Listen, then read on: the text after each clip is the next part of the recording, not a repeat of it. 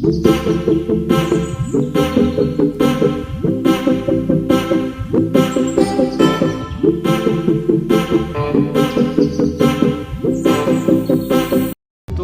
बोलते हैं, हमने भी सुना है, कुछ बहिया मिली हुई है, तो उसमें कहते हैं कि देवता कुल्लू से आया है। रोग गांव के लोग उस टाइम व्यापार के लिए जाते थे या कुछ और चीज़ों के लिए जाते थे, उधर जाते थे कुल्लू वगैरह। तो वहाँ पर जब वे सुबह के टाइम संध्या कर रहे या कुछ कर रहे थे, तो नदी किनारे गए ये नहाने गए या और कुछ करने गए, तो उनको नदी के किनारे ये मूर्ति मिली, देवता गोलीनाग बोलते इसको। उस वक्त नाग ही हाँ, गोलीनाग देवता है। तो उसके बाद वो लोग फिर वहाँ से चले। वहाँ से आने के बाद यहाँ पर अड्याला गांव में उनके संबंध थे, कोई रिश्तेदारी थी, तो यहाँ पर एक कोट काली माता का शांत का यज्ञ चला हुआ था। तो इस यज्ञ में वो लोग भी आ गए, उन्होंने इस देवते को अपने खल्ट होता था उस टाइम, तो उसमें भर के किसी रिश्तेदार के घर में आके ऊपरली मंजिल में, दड़क बोलते हैं हम अपनी भाषा में, उसमें दड़क के ऊपर रख लिया। तो यहाँ पर यज्ञ चला हुआ था। जब यज्ञ शुरू हुआ तो उस टाइम बलियाँ दी जाती थी।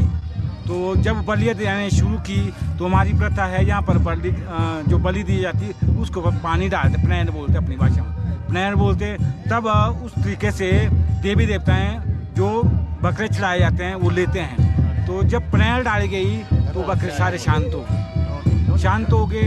तो यज्ञ में थोड़ा विघ्न जैसा शुरू होने लगे कि कोई बकरा देवता ले नहीं रहा था। तब माता को प्रकट किया गया, माता से पूछा गया कि माता ये क्या कारण है, हम इतना बड़ा यज्ञ कर रहे हैं, इतना बड़ा यज्ञ करने के बावजूद ये तो अपशकुन जैसे हो रहा है। तो माता ने प्रकट होके बोला कि इस यज्ञ में एक मेहमान आया हुआ है जिससे तुम लोग अनभिज्ञ है। तो सारे लोग इधर उधर टोड़ने लगे, बोला कैसा मेहमान, कौन मेहमान। तो फिर बोल दिया कि किसी के घर में दड़क के ऊपर मेहमान है। फिर और टोड़ने लगे, किसके दड़क के ऊपर है। तो फिर उन लोगों को ढूंढा गया जो रोग गांव से आए थे लोग, उनको ढूंढा गया वहाँ पर। फिर उनसे पूछा गया भाई तुम्हारे पास कोई चीज़ तो नहीं है। तुमने बोल दिया कि बोला हमारे पास ऐसी मूर्ति हमारे को मिली थी और वो ही हमारे पास है। तो माता को फिर प्रकट किया गया। तो माता ने बोला कि यही मेहमान है। तो फिर माता के आदेश अनुसार जो पहली बलि दी गई वो उस देवता को दी गई। उसके बाद फिर सारे यज्ञ शुरू हुआ। तो उस टाइम से लेकर आज तक ये प्रथा चली हुई है कि उस टाइम तो वो लोग चले गए परे फ्रो गाँव। तो फ्रो गाँव में देवता गोलीनाग जी लगभग 14 साल तक रहे एक ही घर में। वहाँ पर एक देवी का होता साम्राज्य था, वो चलती थी 42 नंबर 3 में, उसका वो मान्यता थी वहाँ पर, तो चलती थी। शायद वो देवता जी चाहते होंगे गोलीनाग जी की मेरे को स्थान यहाँ मिले नीचे 42 में, तो शायद नहीं चाहती होगी।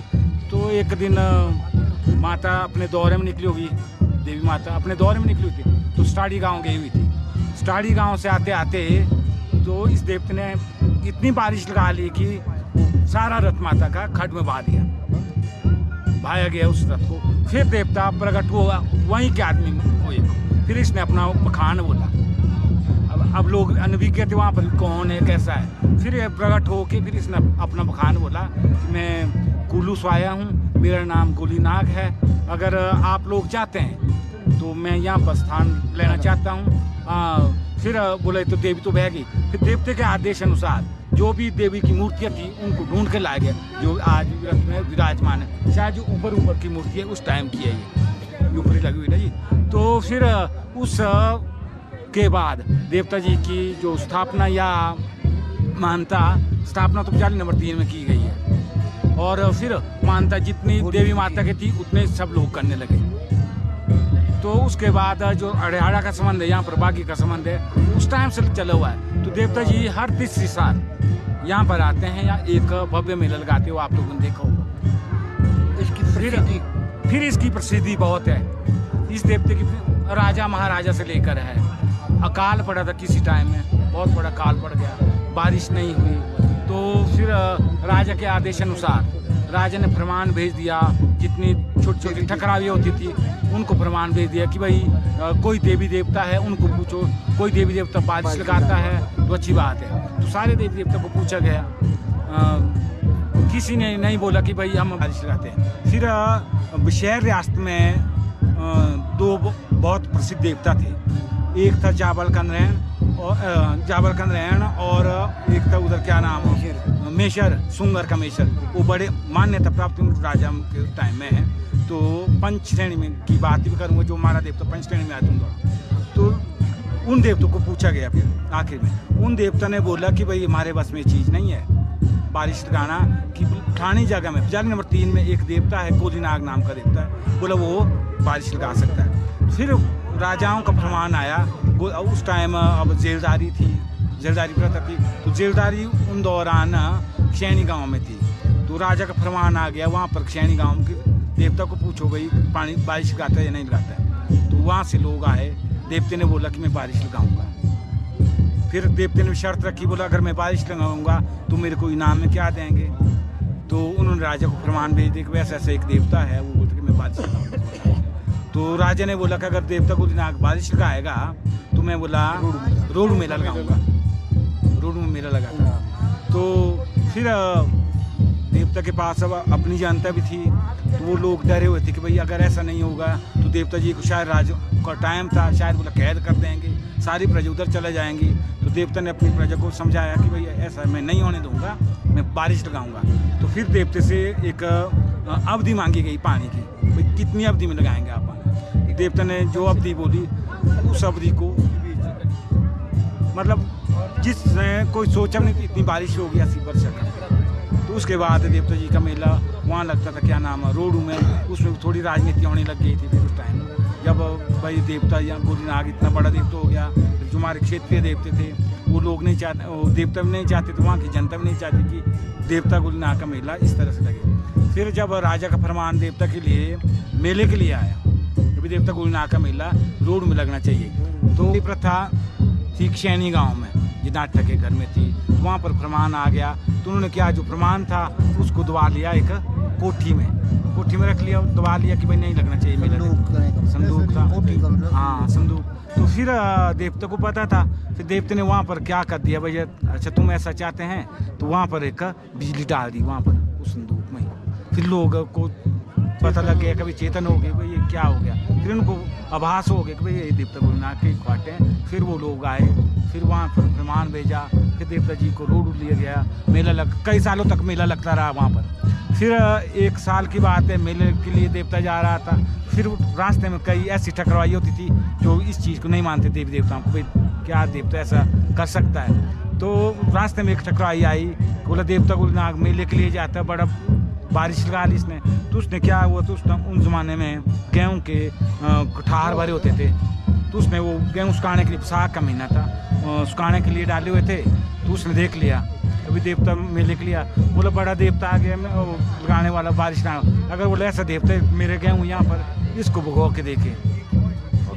अब साग में आपको पता ही हो कैसी धूप लगती है, बहुत जोर की धूप लगी हुई है, चलते रहे लोग, चल रहे थे, देवता जी जा रहे थे। तो पल भर के लिए वो, अब उस टाइम क्रूड ही बोलते हैं, वहाँ पर बैलटी जैसी होती थी बनाई हुई खलिहान में, तो उसकी इसमें छाया में बैठ गया और थोड़ा सा मतलब आराम करूँ। तो उसको पता लगा, नींद लगी, या देवते ने कोई छल किया, नींद आ गई उसको। तो जितने को नींद खुलती है उतने को देखते उसके गेहूँ सारे बार हो गए। फिर उसने रख ली, भाई अच्छा ऐसा कर दिया, तब तो देवता तो है, चलो मैं भी देख लूँगा तेरे को। जब वापसी में देवता गांव की तरफ आ रहा था, घर की तरफ, मंदिर की तरफ, तो उसने क्या कर दिया, उस टाइम तीर कमान चलते थे, कनेरू बोलते थे अपनी भाषा में, हाँ कनेरू बोलते थे। तो उसने क्या कर दिया, दूर से जब देवता जी उधर से गुजर रहे थे वापसी के लिए, तो उसने कनेरू से लगा लिया, जो भी आज और यहाँ पर निशान है, नाक में भी है और ये भी है, हाँ मौजूद है। तो फिर जो देवता के साथ पब्लिक वो भड़क गई, बोला इसको तो देवता भी हम काटते हैं। देवता ने बोला कि नहीं तुमने अभी कुछ न करना, इसका बदला ले लूँगा मैं। तो लोग सब आ गए, फिर थोड़ी चिंतित थे, भाई हमारे देवता के साथ ऐसा कर दिया। बोला कोई बात नहीं, इसका बदला मैंने लेना है, तुम्हारी कोई ये नहीं। उसके बाद क्या होता है, फिर देवता जी अपने मंदिर में बैठ गए। कुछ अरसे बाद थाना गाँव के वहाँ के खांगटा गाँव भी संबंध वहीं से रखते हैं जहाँ से देवता कोलीनाग आया, उनके साथ भीमा काली भी है और उस साइड से वो संबंध रखते हैं। तो वो भी देवता मेले में गए हुए थे, तो उन्होंने क्या कहते एक आदमी ने कर दिया ऐसा कि भाई जब हम मेले में गए थे देवता गोलीनाग के साथ, देखो हमारे सामने ऐसा हुआ कि मतलब बात हम सहन नहीं कर सकते, तो उसने क्या कर दिया, वो बड़ा सेठ था उस टाइम ऐसा, अब पैसे तो नहीं होते थे, जब उसके पास अनाज होता था उसको ऐसे ही देते थे, बैजे में देते थे। अब जैसे बैजे का मतलब होता था ऐसे 10 पत्ते दिए, 10 के बदले उसको 12 देने पड़ते थे। तो वो वहाँ के एक आदमी चला गया वहाँ पर भैंसे के लिए अनाज लेने, तो उसके अब जैसे कुठार होते थे उसमें पल्ले होते थे, नीचे पल्ले भरे होते थे। जब हो गया उसने क्या किया, डंगरा रखा साथ लेके, डंगरू होते थे उस टाइम, वो रखा छुपा के, और जूड़े पहनते थे उस टाइम लोग ना, अचकने जूड़े, तो बस अचकन पहन के गाची बांध। वहाँ पर गया उसके पास, उसने बोला क्यों आया, बोला मेरे को ऐसा ऐसा अनाज चाहिए था। बोला अनाज तो मैं तेरे को दे दूंगा। बोला अवधि कितनी अवधि के लिए, कितना देगा, बोला फलानी अवधि में मैं आपका अनाज दे दूँगा। बोला ठीक है। फिर उसका असूल ऐसा था उस ठाकुर का जिसने देवता जी को कनेरू से लगाई कि वो और उसे नहीं बेचता था देने, वो खुद देता था अनाज। तो चल पड़े कुठार के लिए। कुठार में जब पल्ले खोले, पल्ले होते थे नीचे, तो जब उसने कुठार का वो ढकना खोला अनाज के लिए, जब उसने बर्तन नीचे डाला तो उसको झुकना पड़ा नीचे, तो झुकना पड़ा, उस खांगटी ने क्या किया उसका सिर में मार काट दिया उसका सिर, और सीधा सिर लेके आ गया देवता गोलीनाग के पास। देवता गोलीनाग पर देवता ने बोला कि भाई जने मेरा बदला ले लिया तो मेरा ही आदमी। तो आज भी जब भी काजी माना उस टाइम से देवता ने उनको खांगटी को, जब भी कोई देवता जी का कोई बड़ा होता है, मेला होता है, कार्य होता है, फंक्शन होता है, जैसे कहीं यात्रा में जाएंगे तो पहला निमंत्रण उनको होता है, उनको बुलाएंगे ही बुलाएंगे उनको। तो इस तरह से एक आधार का संबंध शहर रियासत में इतना चलता रहा ना जी। तो फिर देवते की श्रेणियाँ होती थी उस टाइम, तो एक पंचदेव की श्रेणी बनाई राजा शहर ने, भाई पंचदेव में कौन कौन देवता आएंगे, हाँ ऊंची श्रेणी में। तो उसमें फिर देवता गोलीनाग को भी फिर पहले तो 2 थे रामपुर से, उसमें था एक देवता सैरू और सुंगर कामेश्वर, और फिर छुआरा से थे 2 थे, एक जावा कन्हैया और दूसरा गुढ़ारू, और फिर नावर क्षेत्र से हमारा देवता गोलीनाग। उस टाइम से ये पंचदेव की श्रेणी में। हाँ, वैसे तो बहुत सारी हिस्ट्री, जब वक्त होगा तो और सुनाते